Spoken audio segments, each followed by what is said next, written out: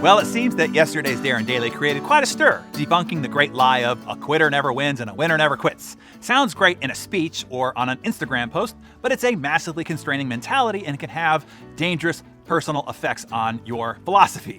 Lots of questions came up yesterday about knowing when is the right time to quit and when you should just persist. It's a good question, and I'll try to give you some framework for that today. Sometimes it's obvious, right? I mean, if you're trying to become wealthy by playing the lottery every week, persistence will not help you. Positive thinking, prayers, novenas, vision boards, none of that is going to aid you either. The only secret to winning the lottery is to quit playing it. My sister-in-law was convinced she was destined to marry the famous Latin singer Luis Miguel. I mean convinced. She had regular dreams about it that she relentlessly recounted to all innocent bystanders, yours truly as well, as her evidence that this was divinely inspired and quote-unquote meant to be. Oh, and her psychic confirmed this premonition as well. And I wish I were kidding. Hey, an infatuation is fine. We've all had them. But she's 50 years old, and the mental, emotional, and psychological investment in this direction didn't leave any room for anything else less than this fantasy. You see, you have to quit on some things so that you are freed to pursue other things, or even just be available for other things as they show up.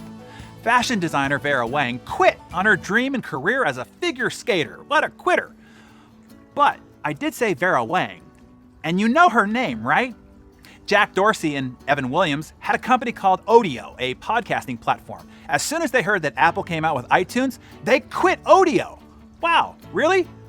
Just in the face of a little fight with a Goliath, you're just gonna quit? What weenies, you might be thinking. Now, being freed up, the next thing they decided to start was called Twitter, which is valued at more than $22 billion.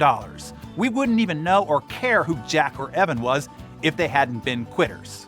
William Wrigley Jr. had a soap and baking powder sales business in the 1890s. He used to give away free chewing gum with purchase. The gum proved to be more popular than his actual product, which maybe says more about his soap and baking powder, who knows? Either way, he quit. He quit the soap biz to start manufacturing gum. Quitter, you shout! Well, today, Wrigley Chewing Gum is one of the most recognizable brands in American history and still, to this day, generates billions of dollars in revenue annually.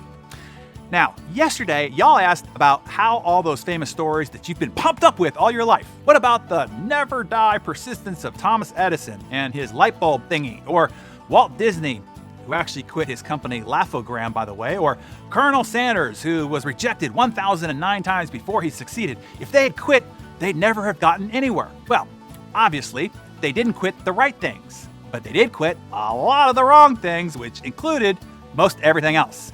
You already know that it takes hard work to become successful, but that's only half the story. It also takes insight to pick the right things to stick with and the insight to pick the wrong things that you have to quit on and the courage to actually do it. Here's a 5-question framework to evaluate your choices, okay? Number 1, are you doing what you're doing because you think that is what you should do? Because it is what your parents, your priest, your peer group, commercial media, or societal ideals tells you that you should do and expects of you. Take a deep look inside. Are you really doing what you are doing for you? Or are you living up to some imprinting and programming that has been projected upon you? If it's the latter, quit. Number 2, if you are no longer loving what you are doing, I mean at all, the day-to-day grind is exhausting and sometimes debilitating, but you still have a fire for it. If you don't, and you can't regenerate it by refocusing back on the art of it, quit. Quote, "Life's too short to spend it unhappy," said the quitter Paul Allen when he quit on Microsoft back in 1982. Quitting probably cost him $60 billion, but gave him 36 more years of life, and the $20 billion that he had left was still enough to buy happiness, mega yachts, the Seattle Seahawks, and a ton of contribution through his philanthropy. Number 3, it's just not working. Investors don't want to invest, employees don't want to join, and customers don't want to buy. Pay attention to the clues. I don't care how much you love it and how much persistence you throw at it. Sometimes it's just not a good idea or a worthy business. It's probably a hobby and should stay one. You need to quit. Number 4, you are now just chasing sunk costs. You are throwing good money at money already lost to try to salvage a minor win and save some face. Bad idea, time to quit. Write this one down. You want to marry the result, not the business. If the business isn't producing the result, fire the business. And number 5, fear. Fear of what people will think. Fear of damage to your reputation as a winner. Fear of the bruises your ego will suffer. This is when you got to cowboy or cowgirl up and get off that damn horse and quit. There is no shame in surrender. In fact, surrender opens you up to new possibilities and a fresh start. It often takes the closing of one door to create the opportunity to step forward and open up another. Now that you see the evaluation framework, does that clarify things for you? Is there now something that you just might need to quit, and quickly?